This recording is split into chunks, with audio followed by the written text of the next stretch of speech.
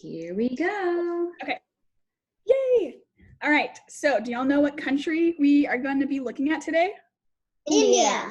India. And do you know what continent India is on? Asia. Asia. You're right.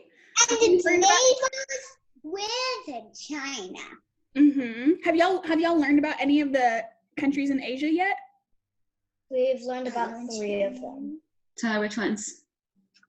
Taiwan, Japan, and China. Wow. Yeah, that's awesome. And the fun thing about Asia is there's so many different cultures everywhere in the continent. I mean, I'm sure that's true for all the continents, but especially in Asia. So India is this big country right here. Can y'all see my mouse? Mm-hmm. Yeah. Okay, cool. So yeah, it's really pointy. It is really pointy. And you can see it actually sits right underneath China. So I wanted to ask y'all, and looking at some of the other videos, I know that y'all have learned a little bit about what the land looks like based on the colors, right? So the certain colors on the map mean that there's different kind of land, right? Mm-hmm. So based on the colors you see in the country, what kind of land do you think is in India? Like a couple deserts and a lot of green. Mm-hmm. And a lot of beaches, since the point is like near the water. Yeah, you're exactly right. The thing that's interesting about India is there are a bunch of different kind of lands in all the different parts of the country. So you can see here, like you said, Quinn, there's a bunch of different deserts. And then all along this part of the country, there's a lot of beaches and it's really tropical. And then up here, you have a lot of green. And in this area is actually the Himalayan mountain range, which has some of the biggest and the tallest mountains in the entire world. And part of that is in India. So I'm going to go through some of the different cities that I got to visit whenever I was there, and some of those, and show you pictures of how all the different places of India look so different. So the first one is a city called Delhi. And Delhi is actually the city I lived in wherever I lived in India. So you can see, okay, you know of New York City, right? In America? Mm-hmm.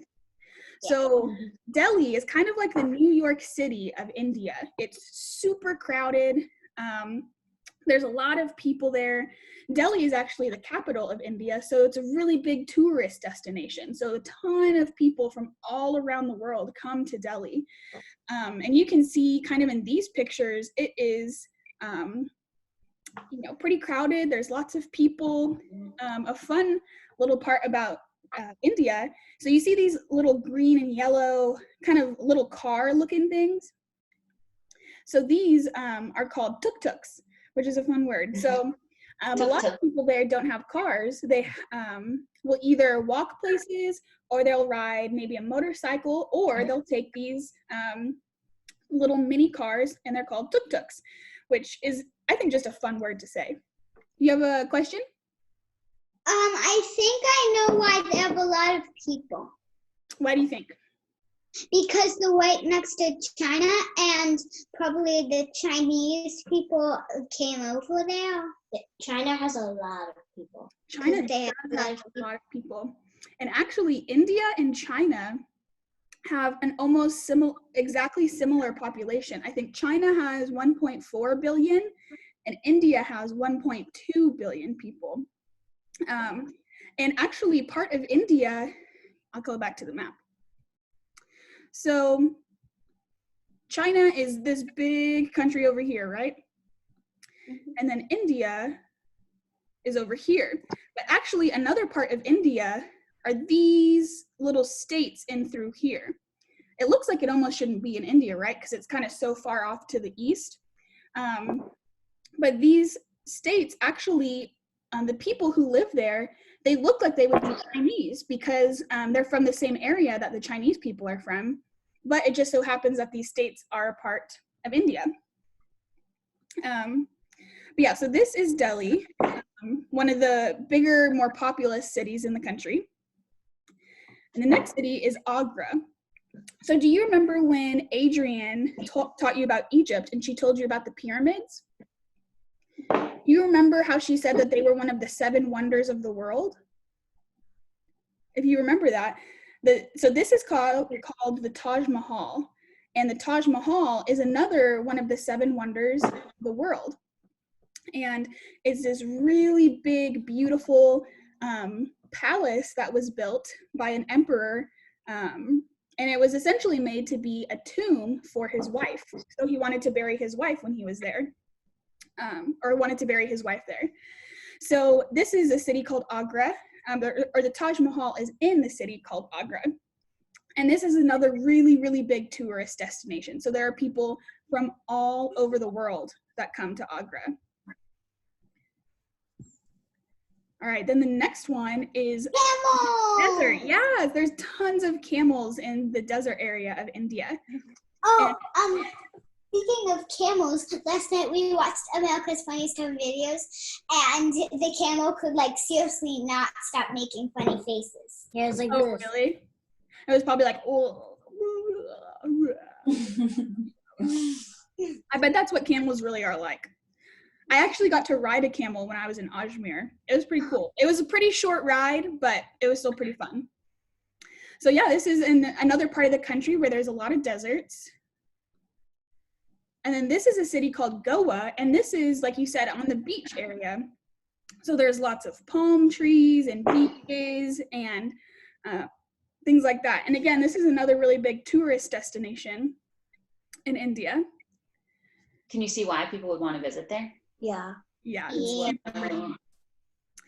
And then the last city is a city called Nainital. And Nainital is one of those cities that is up in the mountains. And you can see it's really cool because there's, I think this picture is a good representation of it, because you can see there's mountains on either side, and then there's this really big lake right in the middle, which is really fun. And one of the other fun things to do there, so they have these boats, and you can actually get in the boat and someone will ride you around the whole lake, and you get to see the whole city, and it's really, really pretty. Okay, I know y'all are learning about, what were you saying? Did you ride one of those boats? I did ride one of the boats. It was really fun. Okay, so now I'm going to talk about some of the animals that are in India, because I know you love animals. Okay, so one of the biggest animals in India are actually cows. And when you think about a cow, where do you usually see cows? On farms. On farms, yeah. Usually they're kind of like in an enclosed area. And Why does it say, why so many cows on one picture? that is a great question, because there are so many cows in India. And you know, in America, we usually just see cows on farms, or maybe, you know, at a dairy farm or something like that.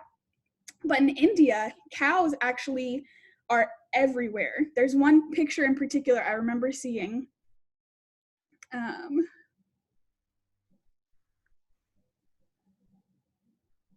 don't know where it went, but we need to do this one. So cows, you can see in this picture, cows will walk everywhere. They'll just walk in the middle of the street. They are in the rivers. You'll be, you know, outside of your apartment, and there'll just be cows walking all around. And one of the reasons for that is one of the major religions there believes that the cow is sacred. So the cow is a really sacred animal to them.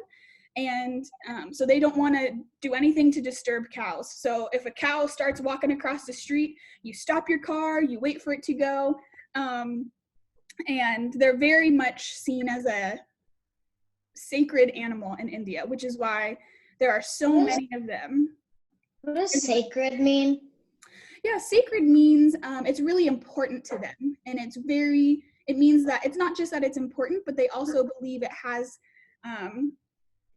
kind of like a higher meaning and a higher purpose for them. And a lot of people actually worship cows because they believe that the cow actually is a god, which is really, really interesting, different belief. But yeah, so that's the cows that are in India. The next one are elephants. So there are- I just saw a cow fire was coming out of its trunk. Mhm. Yeah, so for elephants, like we said, for cows, people don't do anything with the cows. They leave them alone. They let the cows do whatever they want. And elephants are used for a lot of practical purposes. So they use them to transport things so people can ride the elephants in different parts of the country. They also use elephants, you can kind of see in this picture, a lot of times people use elephants for big celebrations. So this picture, it's likely that this picture was taken for someone who was getting married. And this is what someone who was getting married would maybe wear. And at their wedding ceremony, they would ride an elephant into their wedding ceremony. I feel like elephants should be left alone because they're wild animals and cows should not be. Yeah, so that's a really different. And the elephant has nail polish. It does, yeah. And that's actually something that can be sort of something that people disagree on a lot of times, because some people agree with you, Quinn, and they think that we should leave the elephants alone. And there are other people who think that they should be able to use the elephants almost like pets, almost like how we have dogs in America. That's kind of how they would maybe use elephants. Okay, so then the next really common... They would feed them dog treats? Probably not dog treats, but they would feed them treats to get them to do tricks, essentially. Monkeys! Yeah, so the next one is monkeys. Monkeys are another... There's a baby. That's something, I had some pictures and I couldn't find them, but... They're crossing the road. This picture, so this is really common. You'll see the little baby monkeys hugging on to the mama as the mama is walking around and doing its own thing. And here's another one. So something else about the monkeys is they usually stay in groups. So when you see monkeys, they're usually going to be all together. But sometimes the monkeys can be nice, but you also have to watch out because sometimes the monkeys aren't very nice. Or maybe, like whenever I was there, I was walking with one of my friends and she had a grocery bag that had some mangoes in it. And we were just walking down the street and all of a sudden a monkey came up to her, stole her bag of mangoes and ran away. So they can get really close up to you and it's very interesting. She got robbed. She got robbed. Her mangoes got. Her friend. Mm-hmm. Margie was walking with her friend and her friend got robbed by a monkey. Stole her mangoes. Wait, why is that? They're crossing the street. Why is that monkey like sipping out of something? The monkey's like kissing something. Yeah. It looks like he's getting some water from a water fountain. A water fountain. Oh my god. Okay. Look at that big fluffy one. Mm-hmm. All right, then the last. Banana. Yeah, banana. So the last one are tigers. And tigers aren't super common, so you're not going to see them everywhere in India, but there's a specific part of the country called Jim Corbett that's known for having these really big, beautiful tigers. And you can actually go on a safari, which I got to go on, and they have this huge land area that you can, this picture here, so this is the actual safari that I got to go on, but you ride in these little jeeps and you get to drive through the land and look for different animals. And so they have, and this specific park, it's called Jim Corbett National Park. They not only have tigers, but then they have like antelope and deer and elephants. And so when I went on the safari, I didn't actually get to see any tigers, but we did see a lot of other different animals, which was pretty cool. The poor antelope. They're going to get eaten by tigers in no time. Yep, probably. Thankfully, we didn't have to see that, which was good. Okay, so those are some of the common animals. Really cool animals, huh? And they're so different than America. It's like the same animals, but the way that you see them is such a different setting than we would see them in America. Okay, so one of the other things that is really different about India is religion. So in America, so we're all, we're Christians, right? So we would say that we have our religious beliefs are Christian. But in India, people have religion as more of a part of their cultural identity. So that means not just that their religious beliefs are based off of their religion, but their religion also dictates what clothes they wear, what food they eat, what holidays they celebrate, a lot of different things. So there are two religions that have really interesting cultures behind them that I'm going to talk about that are specific to India. So really, they're only practiced in India or by people who are from India. And the first one is Hinduism. And the thing that is really fun about India is the places of worship. So, when we go to church on Sunday, we would call that building we go to a church, right? So in Hinduism, they call it a temple. And you can see some of these temples are huge, right? They're beautiful. They're really detailed. And, there aren't really churches that are like this in America, right? There are some big churches, but they don't look anything like this. And so there are these really, really beautiful temples. And you can see in this picture here, they actually have temples in the shape of all different kinds of things. So in the shapes of monkeys or different animals or things like that. So they have these really, really big temples that you'll see. But you know how I said some people believe that a cow is a god, and so they'll worship to a cow? Pretty different, right? So they also believe that God can be in anything. And another really common thing that they believe is a God can be in a tree. And so, when you're walking down the street, a lot of times you'll see these little temples. So there's really, really big temples like these ones. And then there's also really, really small ones like this one. And this was actually a little temple that was set up right down the street from my apartment when I lived there. So if I were Hindu, every day when I would pass by this, I would bring it food, I would bring money or bring something to put at the temple, and I would worship at it every single day. So it's really interesting because when you— If you were Hindu, you would do. If I was Hindu.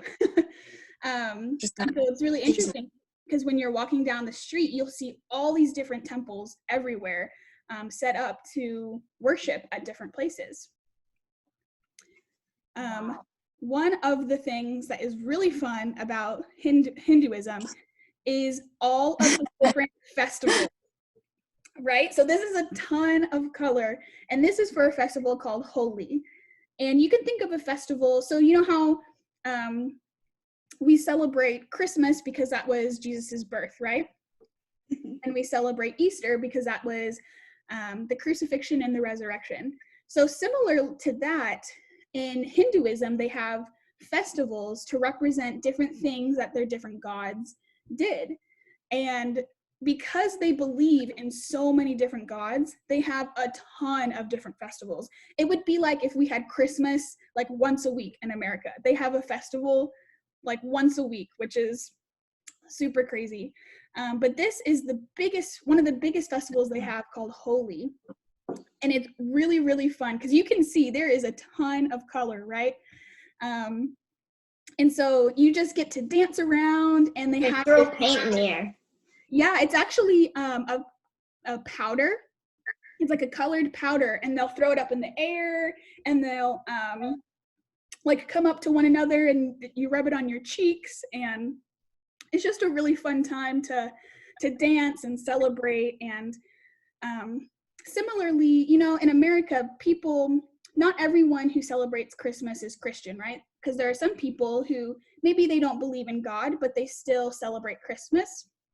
It's kind of similar for the Hindu holidays. So whenever I was there in India, just because I wasn't Hindu didn't mean I couldn't celebrate Holi. I still got to go with my friends, and we had a little dance party and got to throw color, and it was still really fun.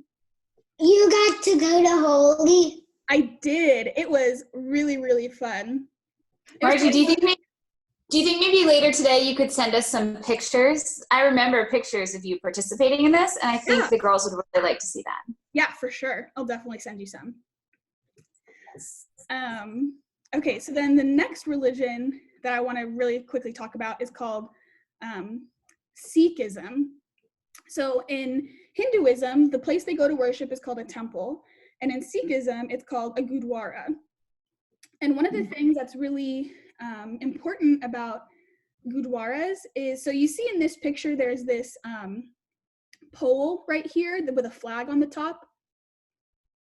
Can you see it? So the way that one of the things that's really important about Sikhs is they're known for being really generous and really loving towards other people. And so in kind of the olden days, it was known that if you needed food or you needed water or you needed shelter, if you saw one of these flagpoles with a flag at the top of it, and you heard the bell ringing at the Gurdwara, you could just look at the flagpole, walk in that direction, and once you got to it, you would be given food, water, and a place to stay, which is really generous, right? That would be like if you, every single day, 3 times a day, you said, okay, if there's anyone out there who needs a meal, who needs water, and needs somewhere to sleep, you can come to my house. That's what Sikhs do. They're very loving and very generous towards other people. And so all the Gurdwaras have a flagpole like this to represent that. One of the things I love about Sikhism, and specifically the people who come from the area of the country where this is a really popular religion called Punjab, is a style of dance called Bhangra. And I'm going to see the video. I'm going to show y'all this video because it is super, it's like my favorite style of dance ever. It's super energetic and really fun.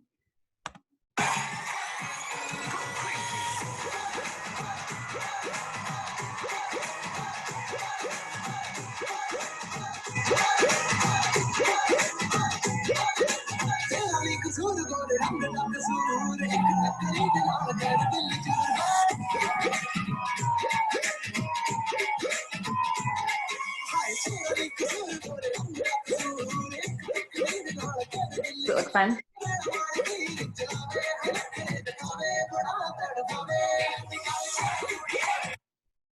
Could y'all hear it? Yeah, we can. Okay, cool. Just want to make sure. So fun. It's that long. Yeah, it's a long video. We won't watch all 8 minutes. But yeah, so that's like my favorite style of dance because it's super fun and really, really energetic. Okay, so then the next thing I'm going to talk about is language. So in America, you know, all different languages are spoken in America. But if you're born and raised in America, you're going to probably speak English, right? So we really just have one native language to America. Well, in India, they actually have 22 native languages that are spoken across the country.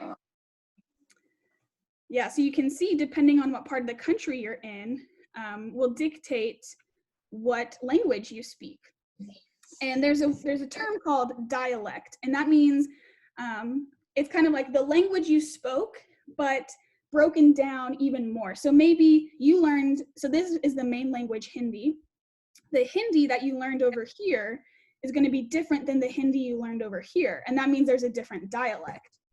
So if there are 22 different languages, how many dialects do you think there might be in India? If you had to guess. So it'd be more than 22. Mm-hmm. Make a guess.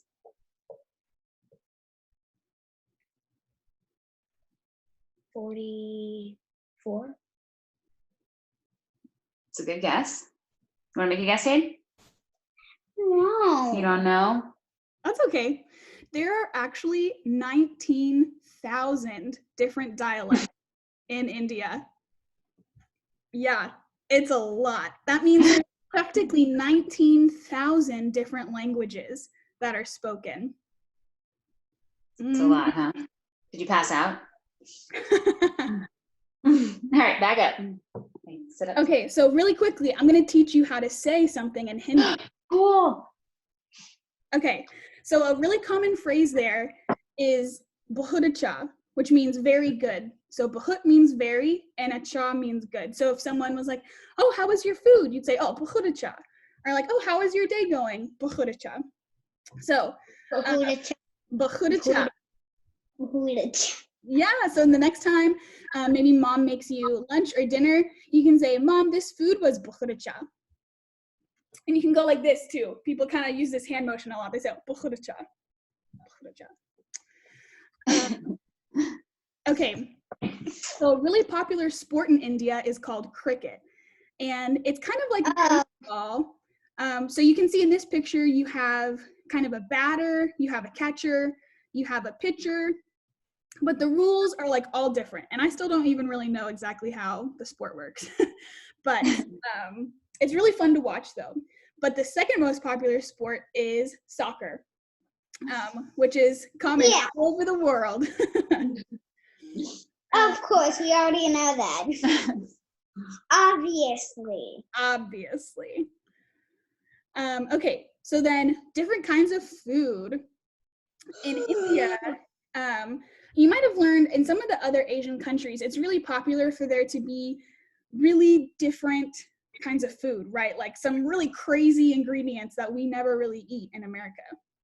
In India, there really isn't that many crazy kinds of foods, but they're just different flavors than we would normally have. And the main dish that they have is called curry. So curry is kind of like a really spicy soup, and it can have all different kinds of things in it. And the type of curry you eat will depend on what part of the country you live in and your religion. So it might have like chicken or lamb or vegetables or all different kinds of things. Lamb! Mm-hmm. Hayden gets very upset about people eating lamb. Oh, yeah. And animal. Mm-hmm. Actually, a lot of people in India actually don't eat any animals, and they eat vegetarian, especially depending on what part of the country you go to. Okay, so I thought the last thing I could do is do a little bit of a show and tell for you guys. Does that sound fun? Yeah. Okay, I'm gonna show y'all just some different things I got whenever I was there that I think might be interesting for y'all. So the first thing is gonna be the money that they have there. So this is what their money looks like. It's super colorful, right? I remember when I first got there, I kept saying, I feel like I'm playing with Monopoly money because it's all these different colors. But their money is called rupees, and $1 American is equivalent to about 65 rupees. But yeah, their money is super colorful, very different. Okay, the next thing I have is this little elephant figurine. And one of the reasons I wanted to show you all this is it's really common for people to have figurines in their household depending on what religion they come from. So I just have this cute little elephant, but if I were Christian, I'd probably have a lot of figurines of crosses, or if I was Catholic, maybe of different saints. But it's really common for people to have these in their car, in their bedroom, in their living room. All over, they have these little kinds of figurines in their houses. Okay, so the next thing are these earrings. Okay. So you know how I showed you that picture of the man on the elephant? Yeah. I said that's what someone would wear in a wedding. This is the type of jewelry that a woman would wear when she's getting married. So they have these really, I'll show you kind of in comparison how big these earrings are. So this is what it would look like if I were actually wearing them. So they're pretty big, right? They're pretty heavy. But Indian, and you could see from a lot of those pictures, Indians dress very colorful, right? They have a lot of different color, really, really pretty jewelry and accessories and things like that. And these were actually gifted to me by one of my friends in India whenever I was leaving. But yeah, so I could wear these to someone's wedding or to any kind of celebration like that. Okay, and then the last thing is this sash. So something that is really different.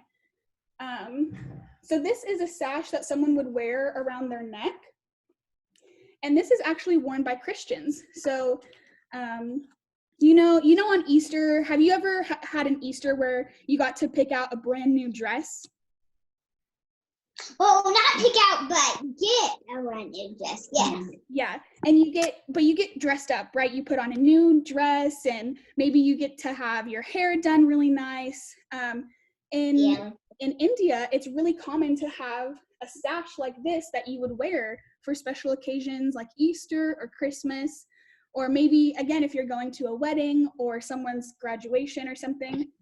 But this is something that would be worn around someone's neck by specifically by a Christian, which is really different because we don't really have anything like that in America. So, but that's kind of the presentation that I have. Do y'all have any questions about any of the things I showed you? You do? I have a question. Yeah. So one of the things that we've learned from Uncle Drew is that he'll sometimes show us traditional clothes that people used to wear, but they don't really wear anymore. They just wear it for festivals or holidays. And I'm sure there's a wide range in India of what people wear, but I'm wondering if you could show us some of what they maybe still wear today. Yeah. That is a little bit different from what we would wear, and how many people dress like that versus maybe dress in a more way that we'd be used to, a more common way for us. Yeah. So this is an outfit that's called a sari, and a sari is a very traditional set of clothing, but it is also very commonly worn in America, or not in America, in India. Here, I'll show you this picture. It's still really commonly worn, but for more fancy occasions. And it's made up of a skirt, a top, and then a really, really long piece of fabric that you wrap around your body. And so for some people, they would only wear something like this on a really special occasion. But for other people too, they wear saris every single day, and they'll wear them. They'll just have maybe not as fancy sari, but it's really common for people who maybe don't have as much money and don't have as much. They live maybe in the parts of the country that aren't as modern. So you know how I showed you that picture of Delhi? It's a really, really big city, a lot more modern. People who live in the villages would probably wear saris a lot more often. Hayden, you have a question? Can you press the one under the one that at you? This one? That. Yeah, one that kind of looks like Jasmine's colors. Yeah, I really like that one. Mm-hmm. Do you think that Aladdin and Jasmine, would they have been from somewhere like India, or would they be more like Morocco, kind of that area? Yeah, probably more like Morocco. No, probably Japan. They're not from Japan. Yeah. Yeah. I have another question. What is the weather like there? Like, is it pretty hot there or pretty cold there? So India in general is really hot. In some of the places you go, it's not quite as hot, but in general, it is a really, really hot place to be. Whenever I was there, at one part of the year, it gets up to 115 degrees every single day. 115. You guys have never even felt it that hot. Like the hottest you've ever felt is probably like 102. Mm-hmm. And that's not even normal for us here. Yeah. So would you always wear like shorts and tank tops because it was so hot? Or what would you wear? Guys, please come up. I think you'll find this interesting. Yeah, so even though it's really, really hot there, women are not really allowed to wear shorts or wear tank tops. Their culture is, do you know the word modest? Have you heard of that? I've heard it before. Yeah, we haven't talked about that. I don't know what it means. What is? So it really just means that you are going to be wearing more clothes. So you don't really show as much skin when you're wearing your clothes. And so their culture in general is a lot more traditional. And so that means that they don't really want to show their arms or their legs when they're wearing clothes. So actually every single day, even when it was 115 degrees outside, I would wear pants. I would wear jeans or maybe some more flowy pants outside because that's what their culture did. And I wanted to make sure whenever I lived there that I was respecting their culture and did whatever I could to kind of fit in with what they were doing. So even imagine that on the hottest, think of the hottest day of the summer you've ever experienced when it's so hot. And then imagine having to wear jeans and a shirt, like a long sleeve shirt on top of that. And that's what a lot of people in India do every single day. I figured that would really surprise them. Yesterday it was 75 here, and they were complaining about how hot it was and played in the sprinkler. So, like, they made a sprinkler. We don't actually have one currently. All right, can you guys sit back up? We made it out of the hose. All right, do you guys have any questions for Margie about India before we're done?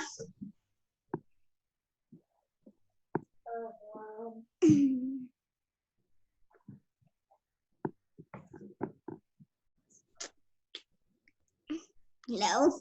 No? Is Bollywood music is Indian, right? Yes. So Bollywood is like a whole style of so like if you think of the Disney genre, like Disney movies like Frozen or Tangled or things like that. So Bollywood is like India's version of kind of like India's version of Disney, because it has its own set of music, it has its own set of dancing, and things like that. And it's a very specific style of movie.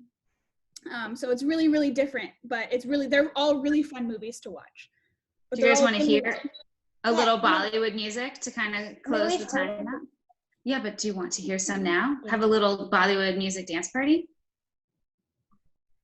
Here. This one sounds slow. We are the sounds of the streets.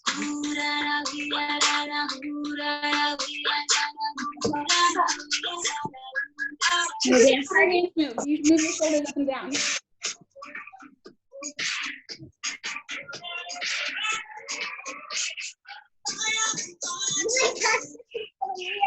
What?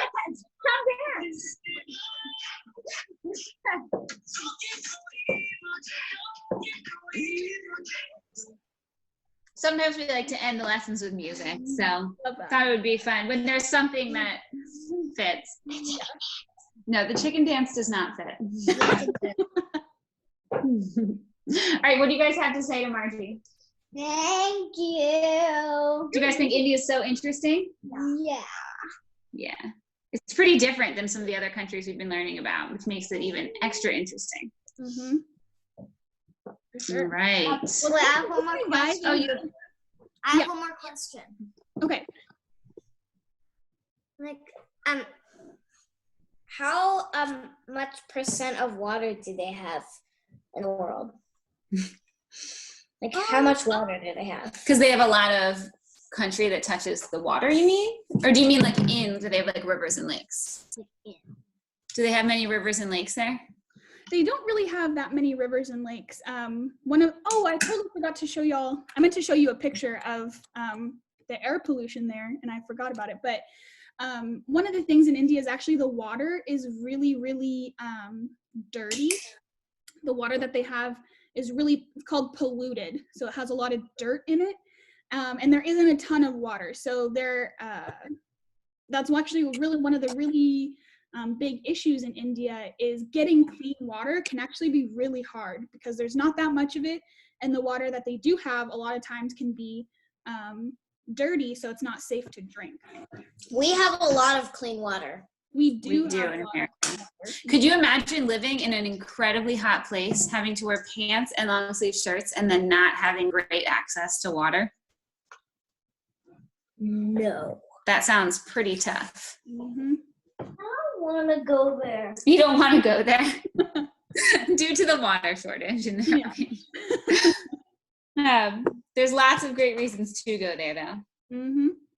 And we have several Indian friends. That's probably the greatest population at their school. Okay. The next greatest. Hey, I'm going to show you how I eat. The spoon. with the tiniest spoon in all of life. And So tiny. little mouse. All right, it's time to get working. We're going to make a paper about India, and we'll share them with you later today. I would love that. I have a fork and a knife. Wee. And the spoon. Miniature. And All right, Bread and a plate. Wow. we should put some curry on that plate. Ooh, No. yeah. Bread. Toast. All right, Toast. this is usually how it ends. A little derailing at the end. Bye. Thank you so much. Yeah, no problem. Bye, y'all.